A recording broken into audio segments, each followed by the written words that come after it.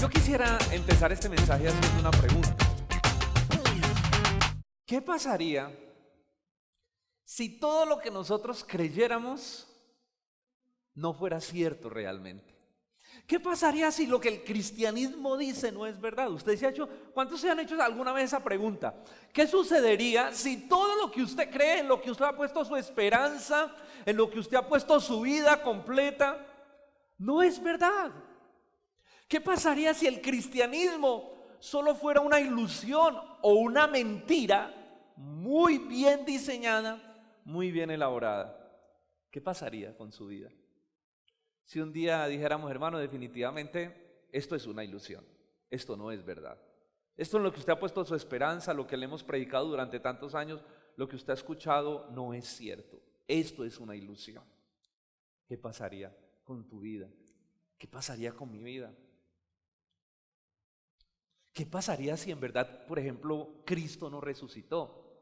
Si lo que dijeron los judíos en aquel tiempo, que lo que hicieron fue robar el cuerpo de Jesús los discípulos para ocultarlo y decir que resucitó, si eso sí fuera verdad, y que Cristo nunca resucitó, que lo que hicieron fue robarse el cuerpo, pero que todo esto es una ilusión, ¿qué pasaría con nuestra vida?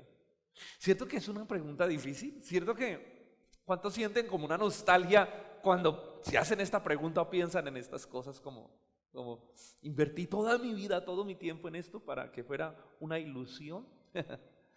Y yo pienso que ese sentimiento lo vivieron los discípulos por mucho tiempo. Bueno, no mucho tiempo, por un lapso de tiempo. Los discípulos se sintieron desilusionados y que creyeron una falacia, una mentira. Cuando Cristo muere, no sé si ustedes recuerdan, por ejemplo, el camino de Emaús, cuando ellos iban hablando desilusionados, decepcionados, como que pues, creímos algo que realmente no era, y que Jesús se aparece en el camino y los consuela y los anima. Y les dice también, insensatos de corazón, ¿no han creído en la Escritura? Y los discípulos vivieron esa desilusión por un lapso de tiempo entre la muerte de Cristo y la resurrección de Cristo. Porque cuando Cristo resucita y se les aparece a ellos, les devuelve la esperanza. Ellos vuelven a creer y vuelven a tomar fuerzas. Y es que definitivamente, hermano, si algo le da consistencia a la vida cristiana, si algo le da fuerza a la vida cristiana, es la resurrección de Cristo. La resurrección de Cristo es la prueba indubitable de que sus palabras son verdad. De que sus palabras han sido y siguen siendo y serán la verdad. La resurrección de Cristo le da consistencia a la fe cristiana, le da piso, le da un soporte firme e inamovible. Como dice una canción de Redimidos que me gusta mucho, Mahoma está en el sepulcro, ¿sí o no? Buda está en el sepulcro. Pero Cristo está resucitado. Cristo ha resucitado y está sentado a la diestra de Dios. Y es una verdad que no se puede negar, que no se puede ocultar. Él está sentado reinando a la gloria de Dios porque Cristo resucitó. Y con su resurrección le dio fortaleza, fuerza, peso y poder a su palabra. Y eso es lo que nosotros creemos. La eternidad es una realidad.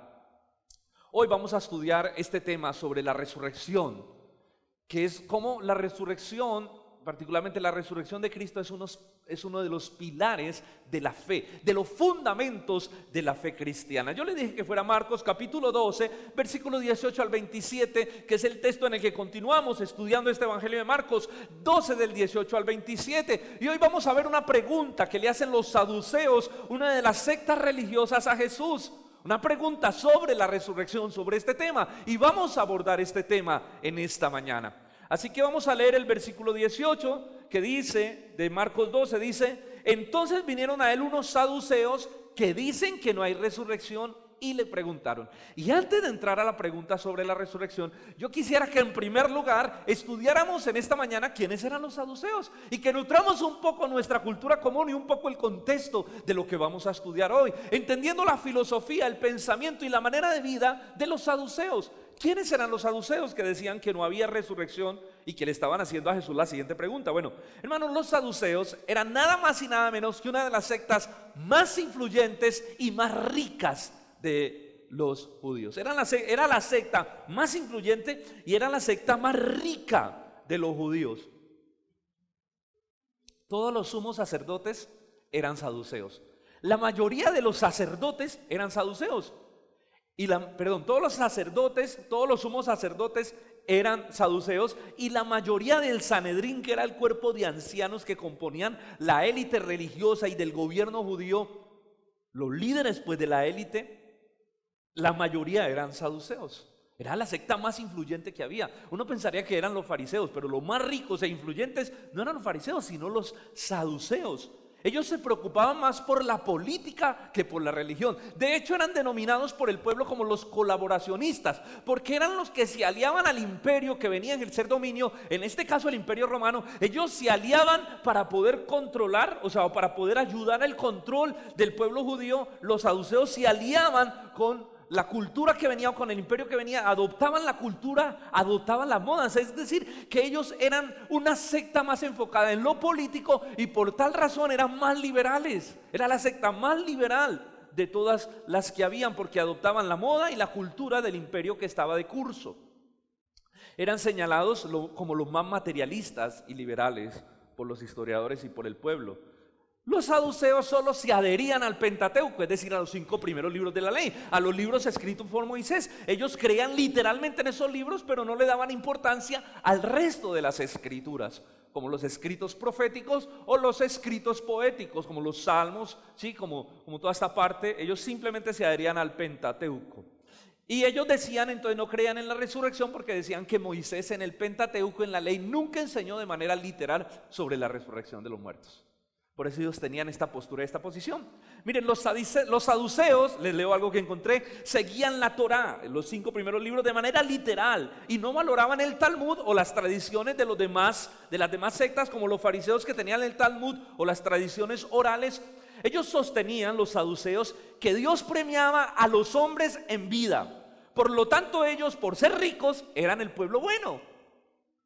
Su filosofía era totalmente materialista, liberal y mucho más mundana que todos los demás grupos. Los saduceos no creían ni en la resurrección de muertos, ni en la inmortalidad del alma. Los saduceos no creían en la elección de Dios, en la predestinación. Los saduceos no creían en la existencia de los ángeles, en nada que tuviera que ver con vida más allá de la muerte.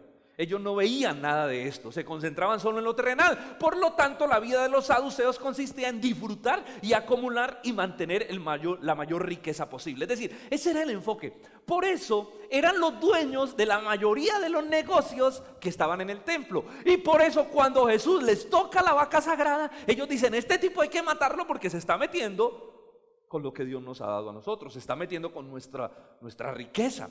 Miren ustedes cómo todo esto encaja por la filosofía producto de la teología. Por favor, entienda esto. La filosofía de vida de los saduceos y de cualquier persona siempre va a ser el resultado de su teología, de lo que ellos creen de Dios.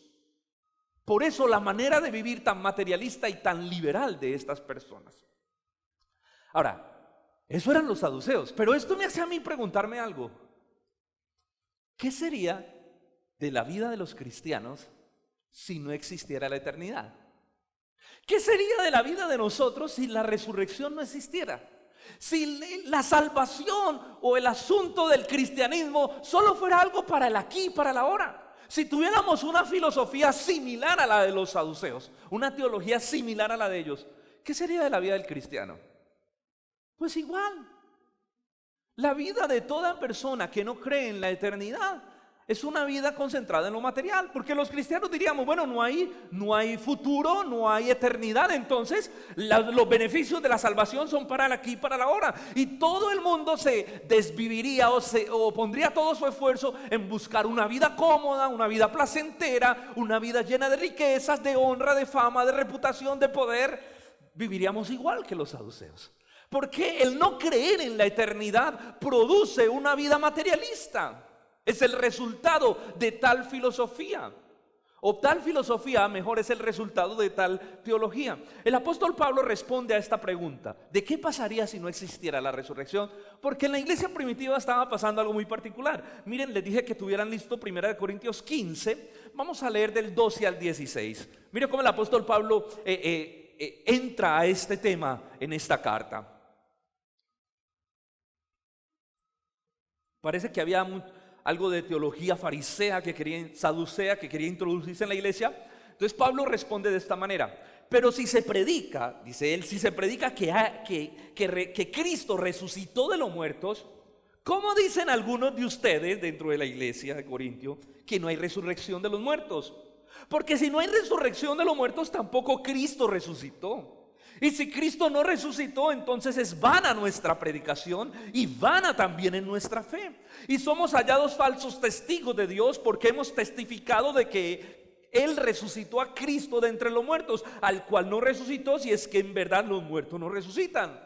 Porque si los muertos no resucitan, tampoco Cristo resucitó. Y si Cristo no resucitó, vana es vuestra fe y ustedes están todavía ¿en qué? En sus pecados.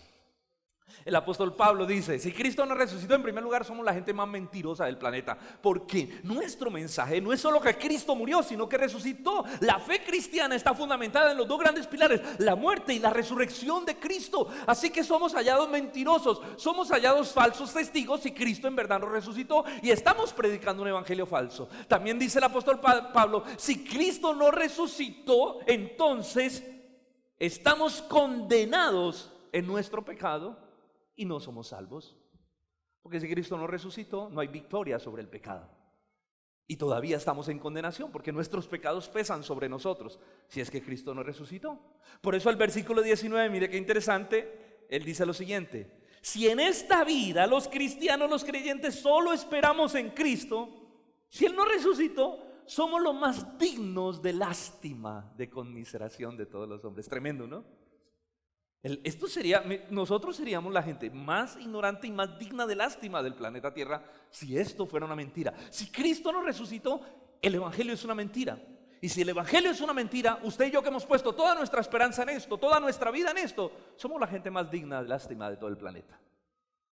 Me gusta como lo dice la Nueva Versión Internacional: si la esperanza que tenemos en Cristo es solo para esta vida terrenal, es solo para esta vida, seríamos los más desdichados de todos los mortales. Si ser cristiano significa vivir solo para esta vida, somos los más desdichados, porque nuestra esperanza no está aquí. Si la salvación es un asunto temporal, la tierra sería el único lugar de esperanza. Los cristianos se dedicarían, como lo dije ahorita, a buscar riquezas, fama, honor y poder. Y en la búsqueda de estas cosas seríamos las personas más pecaminosas, más llenas de arrogancia, de avaricia en nuestros corazones. Porque recuerdan que, lo hemos enseñado estos fines de semana, la raíz de todos los males es el amor al dinero. Y en esa búsqueda nuestro corazón sería totalmente corrupto, como el de los saduceos, solo que disfrazado de una espiritualidad piadosa. Disfrazado de una espiritualidad. Vengan, ¿no te parece que hoy algunos cristianos o cristianos, entre comillas, están viviendo de esta manera? Muchos cristianos hoy en día viven como si la única esperanza del creyente fuera el aquí y el ahora. Bueno, particularmente el evangelio de la prosperidad ha hecho tanto daño que su enseñanza es esta. Parece enseñar que el único lugar para disfrutar las bendiciones de la salvación es la tierra, y eso es lo que plantea el evangelio de la prosperidad, y por eso hace tanto daño. Y miren que no es una filosofía moderna, realmente es una enseñanza que viene desde mucho tiempo atrás, casi que tiene su cimiento en esa teología saducea de que las bendiciones de Dios son solo para el aquí y para el ahora. Y lo que hace el evangelio de la prosperidad, tristemente, y por qué en lo personal yo me considero un enemigo de este evangelio, es porque le quita al creyente el gusto por la eternidad. Le quita el gusto por la eternidad. Por eso hay muchos cristianos que no anhelan llegar a la eternidad, porque están aferrados a sus cosas materiales, porque es que la bendición de Dios es para aquí, para la hora. Y con esto no quiero decir que estamos negando que Dios pueda prosperar y que Dios pueda bendecir, porque sabemos que Dios bendice y prospera, y Dios ama a su pueblo y según su voluntad, y a quien Él quiera Él prospera, y en la manera que Él quiera Él lo puede hacer, porque Él es el dueño de oro y la plata. Pero la esperanza de un cristiano, su vida, su corazón, nunca está concentrado en las cosas de esta tierra. Eso es materialismo. Y eso es lo que está enseñando el evangelio de la prosperidad, quitando el deleite, el gusto por la eternidad. Y entonces ya muchos cristianos no hablan de la eternidad, no piensan en la eternidad. No predique eso, hay que lo que estamos ahora, porque han perdido el gusto y el deseo por lo eterno. Para mí el evangelio de la prosperidad es como cuando usted se quema la boca con comida caliente. ¿Qué pasa? Se le queman las papilas gustativas y usted después se come algo bien rico y no siente nada. ¿Por qué? Porque le ha quemado el deleite. El evangelio de la prosperidad quema el deleite por la eternidad. Mis hermanos, la palabra de Dios nos enseña que usted y yo somos extranjeros y peregrinos, que nuestro destino final no es la tierra, que la tierra, como lo vimos en el video ahorita, es solo un segmento, es la universidad, es donde Dios trabaja con nosotros, donde Dios nos enseña su gloria, donde Dios nos enseña, nos muestra quién es Él, pero que el enfoque de Dios con nuestra vida es la eternidad. Aquí solo vivimos por un lapso de tiempo, somos extranjeros y peregrinos, dice el apóstol, en busca de una patria. Nuestra verdadera patria no es aquí, nuestra verdadera patria está ¿en dónde? En el cielo, en la eternidad. Nuestros ojos no están puestos en este mundo de sufrimiento, y yo creo que esta semana sí que hemos comprobado que el mundo es un mundo de dolor. ¿Sí o no? Con tantas cosas y tantas situaciones. Yo creo que si nosotros vemos el mundo, hermano, el mundo es desagradable. El pecado ha hecho que lo hermoso se vuelva horrible, que lo que Dios creó que era hermoso, el pecado lo ha degenerado en extremo. Y nosotros vivimos en un mundo que, aunque es hermoso porque Dios lo hizo, es un mundo que ha sido tan afectado y tan dañado por el pecado, que es un mundo feo, es un mundo de maldad, es un mundo corrupto. La creación misma clama, dice la Escritura, por la redención, por el dolor que hay por causa del pecado. Así que no es negocio que un creyente ponga sus ojos en lo temporal y se dedique a construir solo tesoros en lo temporal, ponga todo su enfoque, todo su corazón en eso. Jesús dijo: no sacáis tesoros en la tierra, donde la polilla corrompe y donde los ladrones miran y hurtan. Y eso sí que lo vimos esta semana, ¿no? Cómo se metían, ¿Usted vio cómo se metían a esos almacenes muchos a saquear, a sacar los televisores, ¿verdad? El Señor dice: haceos tesoros en los cielos, porque donde esté vuestro tesoro, allí estará también ¿qué? Vuestro corazón. Y no estoy diciendo que el cristiano no tenga que buscar salir adelante, porque por naturaleza el creyente tiene que ser esforzado y valiente, tiene que ser productivo, porque fuimos creados por Dios, es nuestra manera de ser, pero no buscamos eso, es algo natural en el creyente. El creyente trabaja y busca salir adelante, porque la Biblia dice: el que no trabaje, que no coma, y el trabajo es una bendición. Y Dios prospera la obra de nuestras manos. Pero el corazón del creyente no está en los asuntos terrenales, sino en los asuntos celestiales, porque somos extranjeros y peregrinos. La resurrección, que un día resucitaremos, es una verdad que debe arder en el corazón del creyente, puesto que la resurrección nos da la esperanza de que un día estaremos con el Señor por los siglos de los siglos. Hermano, mire, el mayor tesoro, el mayor deleite del creyente no debe ser que va a llegar al cielo donde habrán calles de oro y mar de cristal. Eso yo creo que va a ser hermoso, ¿verdad? Pero lo más hermoso del cielo es que nos vamos a reunir y a vivir con Cristo por los siglos de los siglos de los siglos. Es que vamos a estar con Él, con nuestro Señor, con nuestro Salvador. Esta esperanza en la resurrección anima al creyente a vivir cada día, no para sí mismo, sino para la gloria de Dios. Cuando uno entiende esta verdad, uno ya dice: yo quiero vivir, y todo lo que haga va a ser para la gloria de Dios. Si el Señor inclusive me bendice, si el Señor me da riqueza, eso va a estar enfocado en la gloria de Dios, no en mi deleite personal. Y es por eso que muchos cristianos ni siquiera disfrutan lo que Dios les da, porque Dios les ha dado algo hoy, pero ellos están como tan insatisfechos con lo que tienen que no pueden disfrutar las cosas que tienen ahora, porque su corazón está abarrotado, está encarcelado por la avaricia y por el materialismo. Hermano, la resurrección nos replantea nuestra filosofía de vida. Cuando sabemos que hay una eternidad, nuestra filosofía de vida temporal es replanteada, y nosotros, si somos sabios, decimos: yo no voy a vivir para este pedazo de tiempo, yo voy a vivir para la eternidad, para la gloria del Señor. Voy a acumular tesoros en el reino de los cielos. La mayor promesa que tiene el cristianismo es la resurrección, es la eternidad. Esa es nuestra mayor promesa. Hay tanta gente persiguiendo tantas cosas aquí ahora que yo le digo: oye, pero si hay gente triste, cristianos tristes, oprimidos, aburridos, que porque no tienen, que porque si aquello. Yo le digo, pero si tú tienes la mayor promesa de Dios sobre tu vida, tienes una eternidad. Ay, pero es que no tengo una casa, ok, pero dale gracias a Dios porque en la eternidad tienes una mansión. Ahora, no quiero decir que no se esfuerce por comprar casa, por favor, interpréteme bien el mensaje, no salga diciendo, no, yo no voy a hacer nada porque todo lo tengo en los cielos. Ay, gloria a Dios, en los cielos. Hermano, ¿sé por qué no trabaja? No, ¿para qué? Si yo en los cielos ya lo tengo todo, tengo un montón de oro acumulado. No. Pero la perspectiva y la filosofía de vida de un creyente es diferente a la gente del mundo, porque el mundo no tiene esperanza. Por eso es que el mundo llora tanto cuando alguien muere, porque se le acabó la esperanza. Claro, los cristianos nos duele, ahorita vamos a hablar de eso, pero hay una filosofía diferente, porque nuestra teología es clara en la palabra de Dios.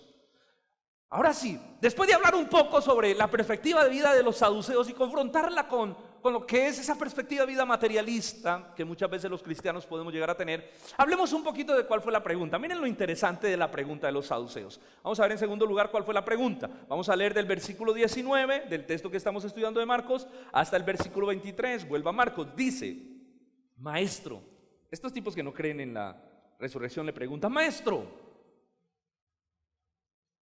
Moisés nos escribió que si el hermano de alguno muriere y dejare esposa, pero no dejare hijos, que su hermano se case con ella y levante descendencia a su hermano. Entonces, aquí viene la historia, versículo 20. Hubo 7 hermanos. El primero se casó, tomó esposa y murió sin dejar descendencia. El segundo se casó con ella y murió y tampoco dejó descendencia. El tercero también de la misma manera se casó y tampoco dejó descendencia. Y así todos los 7 se casaron y no dejaron descendencia, según esto. Y después de todos murió también la mujer. Una pregunta, Jesús: en la resurrección de los muertos, pues cuando todos resuciten ellos, los 8, ¿de cuál de ellos ella será esposa o será la mujer? Ya que los 7 la tuvieron por mujer. ¿Qué preguntan? Esta gente es terrible, terrible. Ahora, esta ley sí existía. Quiero empezar aclarando algo. Esta ley sí existía. Se llamaba la ley del levirato y estaba establecida por Dios en Deuteronomio 25. Apúntelo y lo estudia en su casa, porque estuve tiempo, no podemos hacerlo. Deuteronomio 25, del 5 al 6, era la costumbre del levirato, es decir, casarse con la esposa del hermano. El Señor permitió esto. ¿Cómo estaba establecido? Si un joven se casaba con tenía su esposa y sus hermanos vivían con él o su hermano vivía con él, si este joven moría sin tener hijos, el hermano era responsable por la ley de tomar por esposa a la mujer de su hermano y dejarle descendencia a su hermano. El Señor hizo esto con el propósito de perpetuar el nombre de los hijos de Israel, la herencia y la familia, para que el nombre no fuera borrado y su hermano no quedara sin descendencia, porque eso era muy importante dentro del pueblo judío. Pero para eso había unos requisitos. En primer lugar, el hermano no debería estar casado, tenía que ser soltero, porque si no sería adulterio. Estas 2 leyes no podían contradecirse. Y en segundo lugar, debían vivir dentro de la misma vivienda, pues dentro de ese terreno que ellos tenían. De esa manera se trataba la ley del levirato. Ahora, ¿qué están haciendo aquí los saduceos? Están llevando el asunto, para mí, un asunto demasiado exagerado. Vea, Señor, el primero se casó y no tuvo, el segundo tampoco, el tercero tampoco, el cuarto tampoco, el quinto tampoco, el sexto tampoco, el séptimo tampoco, a la final murieron todos. Yo digo, no, esa mujer es tremenda. Duró 7 hombres, estuvo casada con 7, las 7 días del gato, pues, ella murió de último. Y no tuvo descendencia. En el cielo, la pregunta es: barájeme este trompo en una uña, Señor. Pues sí. En el cielo, ¿de cuál de los 7 ella será esposa? En pocas palabras, es una pregunta sarcástica. ¿Cómo resuelve Dios ese problema en el cielo si hay resurrección? Por eso nosotros no creemos en la resurrección, porque si hay resurrección, todos estos casos, ¿cómo se van a manejar? Porque eso se veía dentro del pueblo judío, porque estaba contemplado en la ley de Dios, en Deuteronomio. Ahora, no hay que negar que es una pregunta muy capciosa, ¿no? Como muy interesante, como muy intrigante. Esa pregunta ellos la hacen con el propósito de hacer caer a Jesús. Como ellos sabían, o lo que siempre hacían, de hacer caer a Jesús para ponerlo mal delante del pueblo, que hablara algo en contra de Moisés, o para ponerlo como en contravía, ¿verdad? Ellos están usando la palabra para tratar de que Jesús diga algo en contra de la ley. Ellos quieren buscar la caída de Jesús. La motivación, la intención de su corazón era horrible, pero ellos sabían que Jesús tenía una alta estima por la ley de Moisés. Por eso le hacen esta pregunta de esta manera.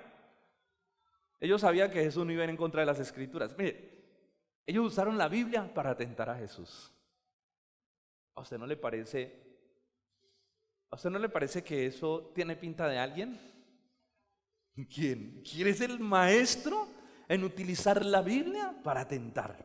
Satanás. Satanás. Mire, Satanás tentó a Jesús siempre a través de la Escritura. ¿Recuerdan la tentación en el desierto? La palabra de Dios dice, la palabra de Dios dice, pero lo hacía torciéndola. Aquí están los fariseos, los saduceos tentando a Jesús con la palabra, torciendo las Escrituras. ¿Recuerdan ustedes en el huerto del Edén cómo tentó Satanás a Eva? Torciendo la palabra, con que Dios os ha dicho. Y viene Satanás y tuerce la Escritura. Mire, Satanás es el padre de mentira, por eso. No porque todo lo que diga es mentira, no, el papá de los mentirosos porque todo lo que dice es mentira, no, es porque las mentiras que dice están tan bien elaboradas que suenan a verdad. Un verdadero mentiroso no es el que dice siempre mentiras, sino el que dice tanta verdad mezclada con mentira, que convierte toda esa verdad en una mentira y hace gran daño con ello.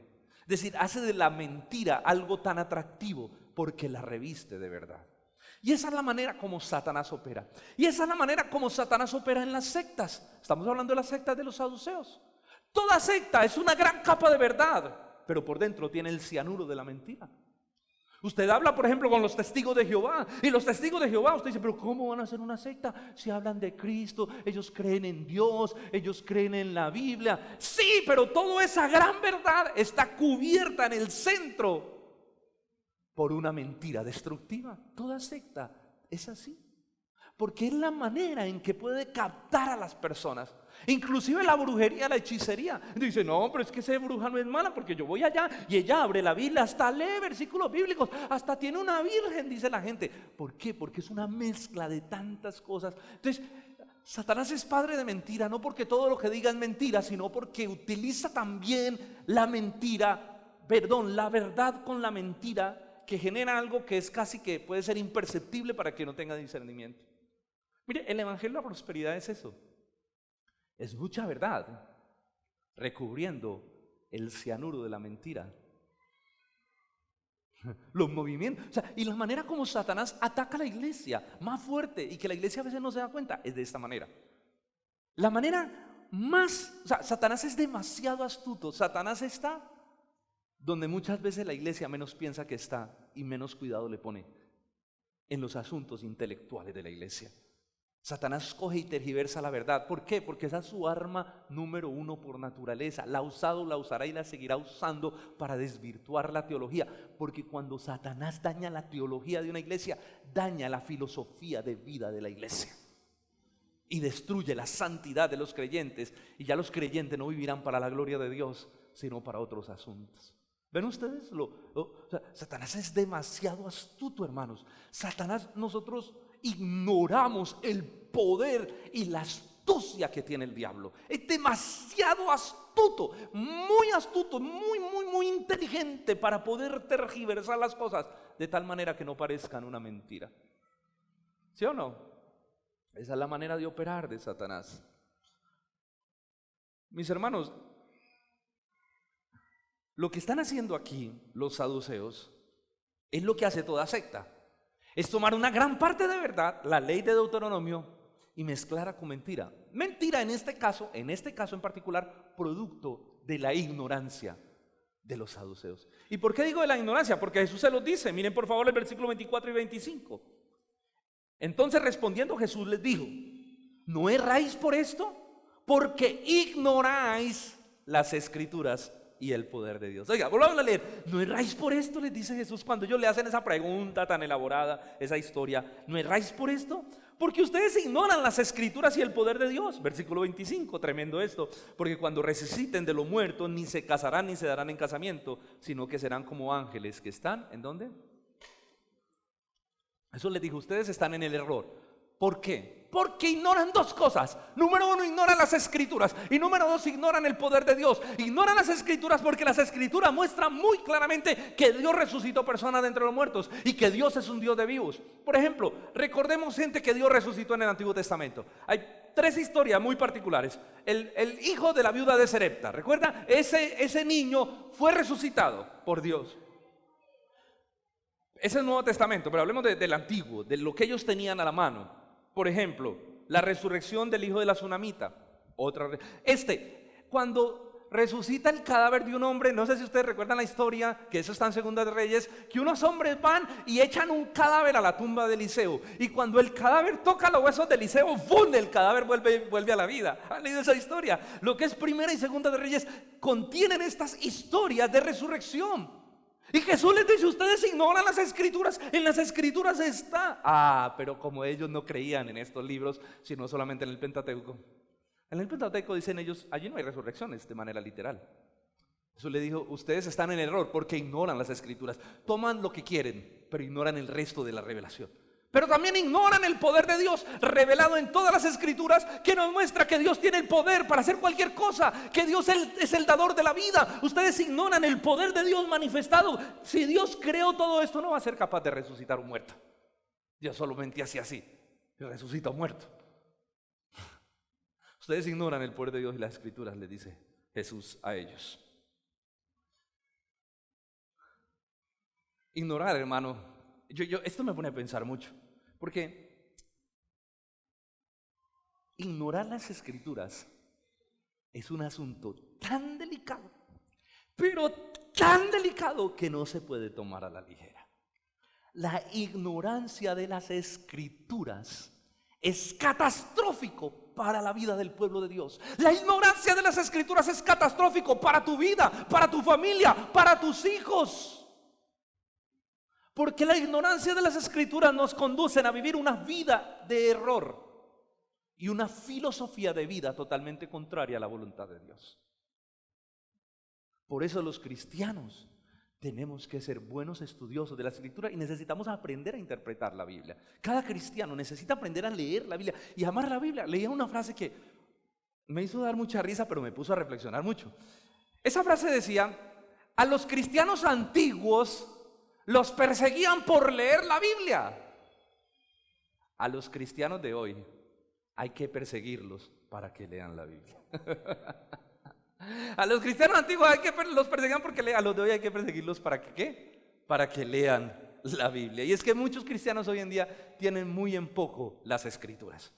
Es más, hay gente, por ejemplo, que en la iglesia le gusta la alabanza, pero no la predicación. Ya empezó la predica. No, me gusta la música. Y hoy en día uno ve una cantidad de cosas. Por ejemplo, hay mucha gente que dice, malinterpretando mal un versículo: no, pastor, no hay que estudiar tanto la Biblia porque la letra mata, ¿no? La doctrina no es tan importante, no hay que darle tanto valor a la doctrina, porque es que la doctrina también nos puede dividir y hace tantas cosas. Y además recuerda que la letra mata, nos vuelve arrogantes. No, lo que te va a matar es la ignorancia de la doctrina. Eso sí te va a matar. La ignorancia de la palabra de Dios te va a matar. Nosotros no podemos ignorar ni la palabra de Dios ni el poder de Dios. Son dos cosas que tienen que caminar de la mano. Son dos cosas que le dan vida al cristianismo: el poder del Espíritu Santo y la palabra de Dios. Muchos dicen: no, pastor, yo prefiero el fuego del Espíritu, pastor. El fuego, a mí no me lea tanto la Biblia, yo quiero fuego. Bueno, ¿qué tipo de fuego vas a recibir si no tienes un conocimiento de la Escritura? Porque es la Escritura la que te ayuda a que el verdadero fuego de Dios encienda tu vida por completo. O si no, es meramente un asunto emocional o unas experiencias raras que se tienen sin el verdadero poder de Dios. Ignorar las escrituras es ignorar la verdad de Dios. Jesús dijo: ustedes están en el error porque ignoran las escrituras. Y es que las escrituras son la revelación de Dios, es la verdad de Dios, es la verdad de Dios revelada aquí. ¿Sí? Una persona nos podría decir: venga, ¿ustedes por qué creen en la resurrección? Una persona nos puede decir: ¿usted por qué cree en la eternidad? ¿Usted ya fue? ¿Usted fue y volvió? A ver, hermano, ¿usted por qué cree en la eternidad? ¿Usted fue y volvió? ¿Usted ya se murió y volvió aquí para decir no? ¿Usted por qué cree? Demuéstreme que la eternidad existe y yo lo creo. Y eso dice el método científico, demuéstrame y lo creo. Pero hay cosas que nosotros no podemos demostrar. Nosotros nunca podemos demostrar de manera literal que la eternidad existe. Nosotros creemos que la eternidad existe, ¿por qué? Porque Dios lo reveló en su palabra. Y para nosotros esta es la palabra de Dios y nuestra fe descansa en lo que dice este libro. ¿Sí o no? Nuestra fe descansa en lo que dice este libro. Mis hermanos, la palabra de Dios define nuestra cosmovisión de la vida y nosotros vivimos por fe. Mire, yo le voy a decir algo. Los cristianos somos la gente más loca de que hay sobre la tierra. Nosotros somos los más locos, en serio. Usted es un loco, hermano. A usted se le soltó una tuerca. Lo voy a decir, ¿por qué? ¿Cómo es posible que usted ponga toda su vida a depender de un libro? ¿Cómo es posible que nosotros pongamos Nosotros somos locos, ¿por qué? Nosotros somos los más locos y los más cuerdos del planeta. ¡Qué ambivalencia! ¿Cómo es posible que nosotros pongamos toda nuestra vida a depender de un libro escrito hace muchos años, hace más de 2000 años, por diferentes autores, pero nuestra esperanza toda está acá? Somos la gente más loca. Por eso cuando el mundo, si uno se pone en los zapatos del mundo,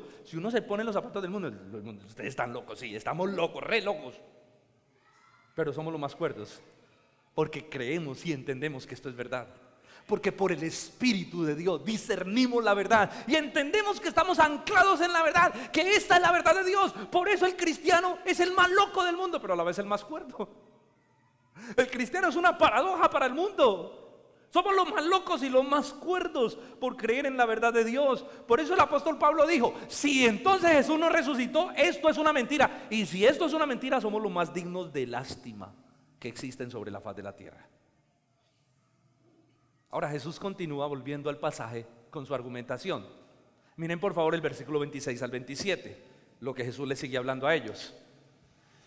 Pero respecto a que los muertos resucitan, ¿no habéis leído en el libro de Moisés, en el libro que ustedes sí creen, en el Pentateuco, cómo le habló Dios a Moisés en la zarza diciendo: yo soy el Dios de Abraham, de Isaac y de Jacob? Dios no es Dios de muertos, sino Dios de vivos. Así que ustedes erráis, vosotros erráis mucho. Qué tremendo. El Señor Jesús es muy sabio. Como ellos no le dan mucha importancia a los otros libros, les usó el libro al que sí le dan importancia. Ustedes no han leído allí, en el que ustedes saben de memoria, en el que ustedes aplican de manera literal, que cuando Dios le habló a Moisés, Dios le dijo: yo soy el Dios de Abraham, de Isaac y de Jacob. Ojo a eso. Miren lo perspicaz del Señor, lo inteligente. Dios le dijo: yo soy el Dios de Abraham, de Isaac y de Jacob. Dios no le dijo a Moisés: Moisés, yo fui el Dios de Abraham, de Isaac y de Jacob. No, yo soy presente. Eso significa que tanto Abraham como Jacob están, y como Isaac, están vivos. Yo soy el Dios de ellos. Yo no fui, yo soy. Ellos están vivos porque ellos han resucitado de entre los muertos. Con eso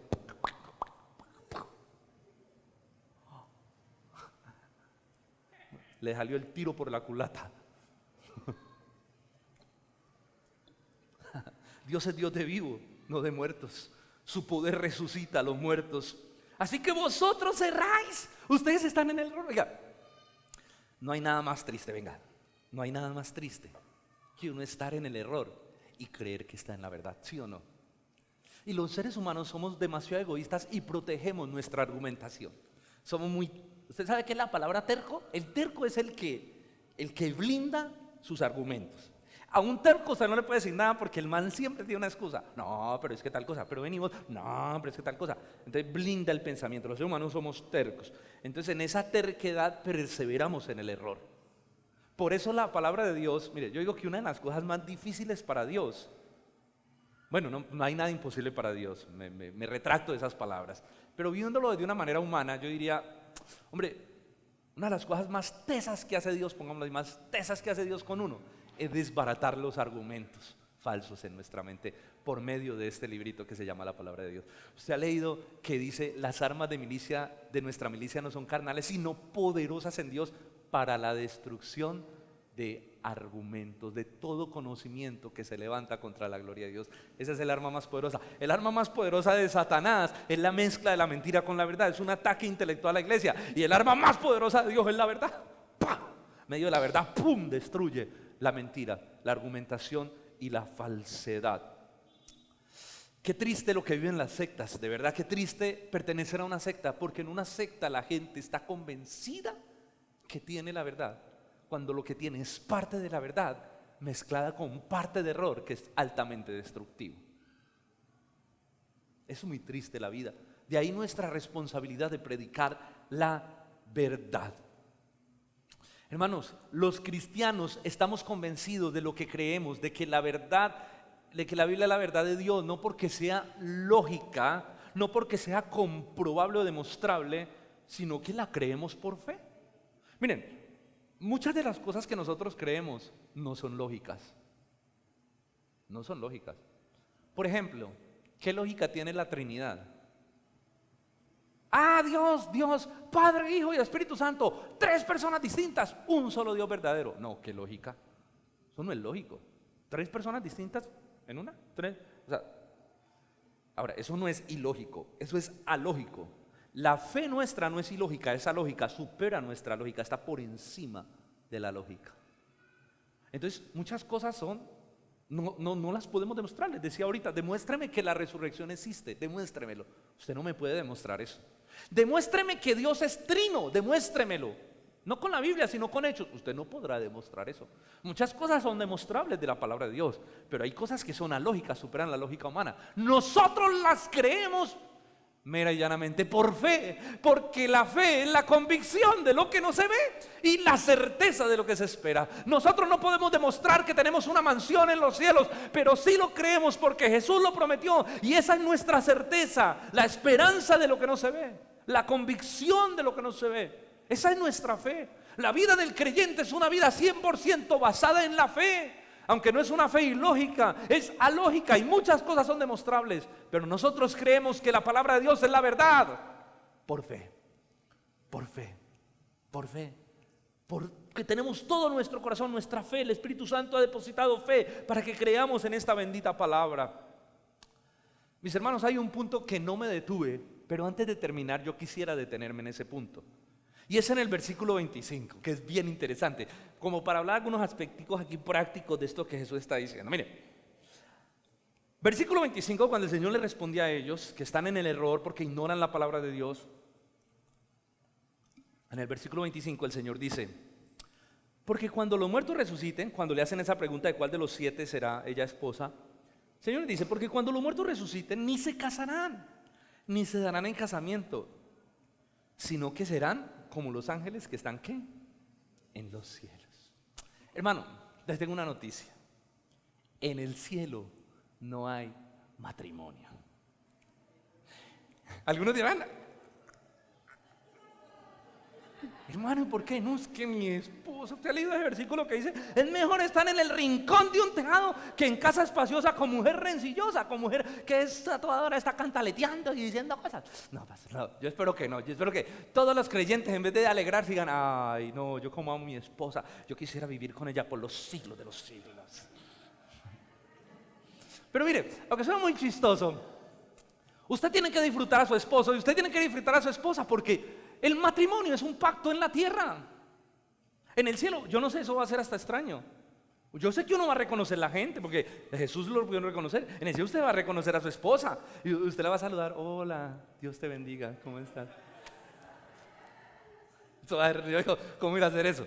Pero yo sé que va a ser maravilloso, porque si Dios lo diseñó así, tiene que ser glorioso.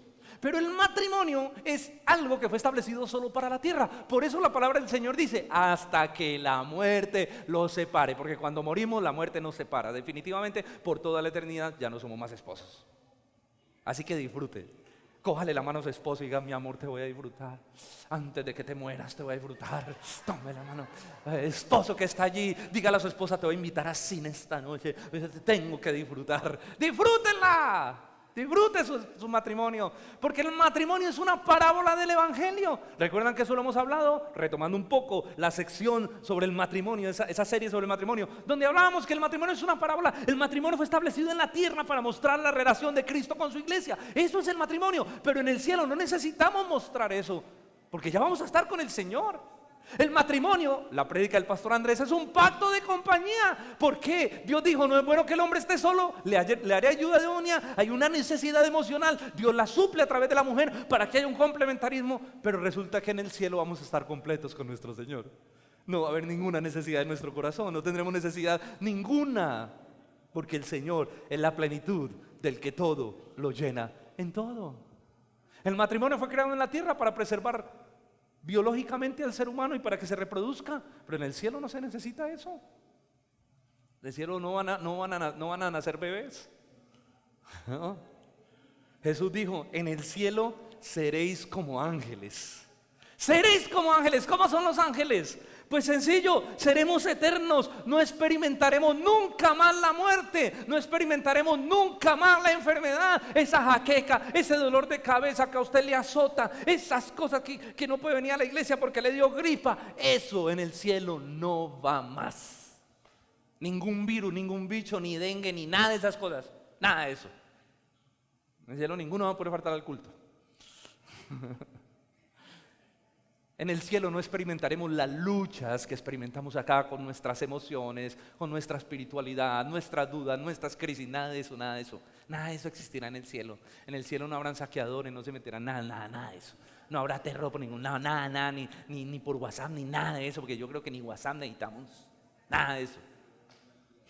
Seremos como ángeles, viviremos para la gloria y para el servicio de Dios. El cielo, hermano. Ahora, cuando uno dice esto, muchos se imaginan el cielo como un lugar aburrido, ¿no? Muchos se imaginan el cielo como uno en una nube, arrodillándose y levantando. Toda la eternidad, cantando alabaré, alabaré, toda la eternidad. Y Leandro con el grupo de alabanza, los muchachos, lo escuché en la iglesia toda la tierra, para volver a escuchar en el cielo toda la eternidad. No, gloria a Dios por los muchachos. Pero muchos se imaginan, muchos tienen una idea del cielo como demasiado mística que termina siendo aburridora. Hermano, el cielo, yo voy a decir algo, es tan espectacular que el Señor solo nos dejó el tráiler del cielo. El cielo es tan espectacular que el Señor dejó unas cosas en la Biblia y el apóstol Pablo dice que fue arrebatado hasta el tercer cielo y vio cosas que no le fue permitido. Dios le dijo, esto para usted, mijo, no se lo di a nadie. Y cuando Pablo vio el cielo, esas cosas maravillosas, Pablo vino a la tierra y dijo, para mí el vivir es Cristo, el morir es ganancia. Pablo entendió la eternidad y ya su cosmovisión de la vida cambió. Y él decía, yo estoy aquí por amor a ustedes, pero si fuera por mí, no, papito, yo estuviera allá hace rato. Porque cuando un cristiano entiende lo que es la eternidad, en el cristiano se replantea la misma filosofía de la muerte. Es decir, cuando un cristiano entiende lo que es el cielo, lo que es la eternidad, ya no le teme a la muerte. Ya dice lo que dice el apóstol Pablo, sorbida es la muerte en victoria. Los cristianos vemos la muerte diferente porque entendemos la eternidad. Bueno, cuando usted logra capturar un destello de la eternidad, usted ya no se aferra a este mundo. Mire, yo le digo una cosa, muchos de nosotros estamos acá, el que ha entendido la eternidad está acá porque sabe que tiene que hacer una misión. El cristiano que entiende la muerte sabe que ese es un paso, un grito de victoria, porque cuando despierte verá al Señor. Y estará ya no como extranjero y peregrino, sino en la tierra que el Señor nos prometió que estaríamos por los siglos de los siglos. Nosotros ya no sufrimos y no tenemos esa zozobra, no hemos entendido el valor de la eternidad. Nuestro mayor anhelo, nuestro mayor deseo es la eternidad, es estar con el Señor. Nosotros debemos anhelar eso con toda nuestra alma, con todo nuestro corazón. Una de las razones por las que Dios permitió que este mundo fuera tan feo, tan horrible por causa del pecado, es para que el cristiano no se apegue a él y su corazón arda por el deseo de eternidad. Su corazón arda por el deseo de la eternidad. Mis hermanos, todas estas verdades replantean nuestra manera de vivir, nuestra filosofía de vida. Ya no vivimos para esto tan temporal, tan efímero, tan pasajero. Ahora vivimos para la gloria del Señor. La muerte de un cristiano no es una derrota, la muerte de un cristiano es una victoria. Conclusión, la resurrección de Cristo es una de las doctrinas más maravillosas de la Escritura, porque es la doctrina que le genera la mayor esperanza al creyente. Gracias a la resurrección de Cristo nos fue garantizada la vida eterna. Gracias a la resurrección de Cristo nos fue garantizada nuestra resurrección. Gracias a la resurrección de Cristo la fe cristiana tiene piso, tiene fundamento. Gracias a la resurrección de Cristo nosotros estaremos un día con Él por los siglos de los siglos de los siglos, disfrutando la mayor vida, lo que Dios ha preparado, cosas que ojo no ha visto ni oído ha oído. Dios ha preparado para los que le aman, para los que han decidido vivir por fe en Cristo Jesús. Gloria sea dada a Cristo, porque Cristo ha hecho posible esto, puso su vida en una cruz para darnos eternidad. Gloria sea al Padre, porque levantó al Hijo dentro de los muertos, haciendo efectivo su sacrificio y dando veracidad que sus palabras son verdad. Y gloria sea dada al Espíritu Santo, que imprime su verdad en nuestros corazones y por medio de ella nos da esperanza y nos da el deseo de un futuro, una necesidad, un deseo intenso de querer estar un día en la gloria del Señor, disfrutando todo lo que Dios ha hecho para nosotros.